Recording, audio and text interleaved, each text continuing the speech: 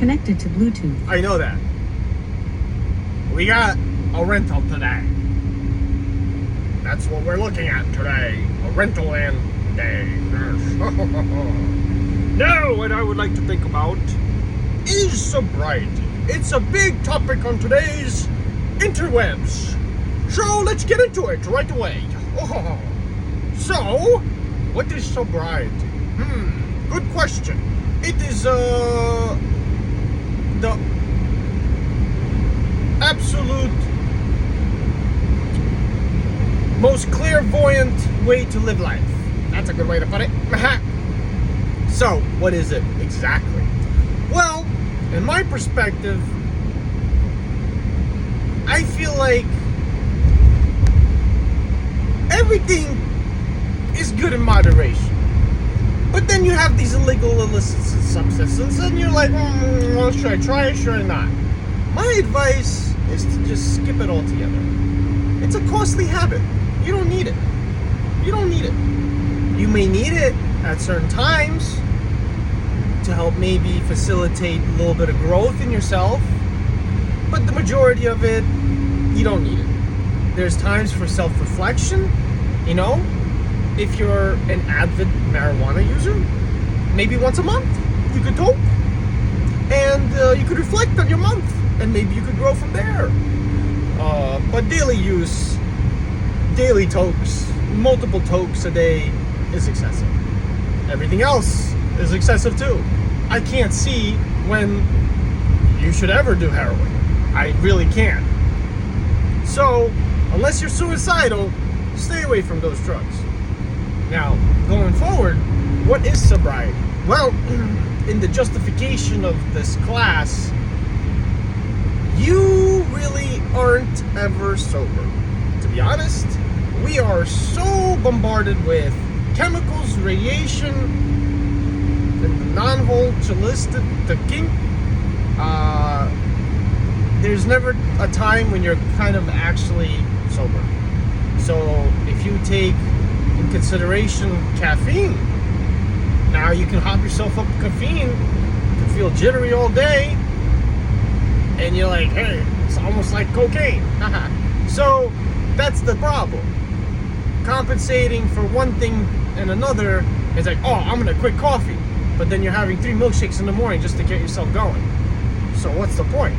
So in my perspective, when you're saying, oh, I'm sober, it's like I'm trying to sustain my sobriety to the closest I can to being sober while not indulging in the excess toils of life, like cigarettes, alcohol, marijuana, and all those other powdery stuff. So, what is it exactly? Well, in my sense, in my practical sense, sobriety is saying life is great. I don't need any more surprises. Because that's what drugs do. They give you surprises when you're on them. It's crazy how it works, but that's true. So, when you get high, you're telling God or life that it's not enough what's going on. I need more juice. I need more substance. And if you and it's not gonna happen unless I do something about it. So here's me getting high. So that's the realm of it. If you feel like that, then that's the reality. But if it's not the case, then it's not the case. You might be using it to suppress some emotional trauma. So, you know, but everyone should disclose that with themselves and be honest and be like, hey, listen, what am I doing it for? Am I doing it because I'm an artist and every time I want to draw, I get high? Or is it I'm just bored of my life and I just gonna toke because it's inexpensive and whatever. I'll just get high right now and I'll get high another 20 minutes and I'll just keep getting high all throughout the day. But do those moments actually compound to anything? Like if each time you smoked, you got a brick, are you stacking the bricks? Are they making a wall? Are you putting mortar in between those bricks? Are you staggering them? Or are you piling them up or they're all one layer deep and you're just placing them all over the ground?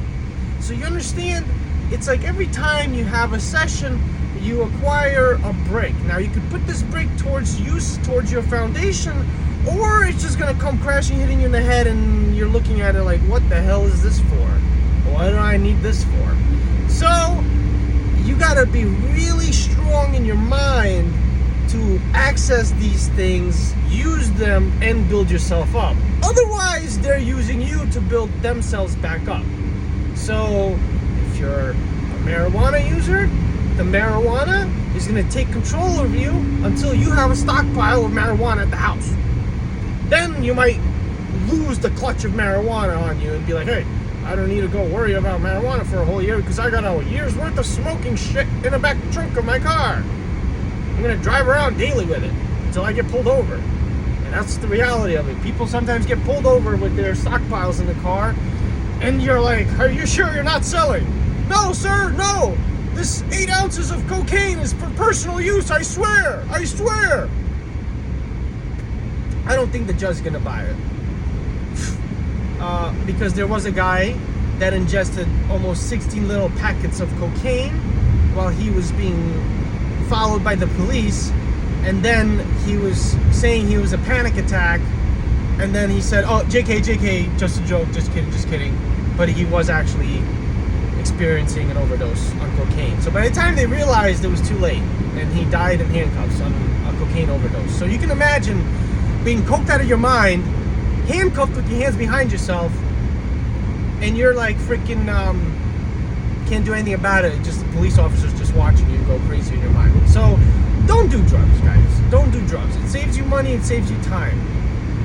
If you're really interested in experimenting, hold your breath until you pass out.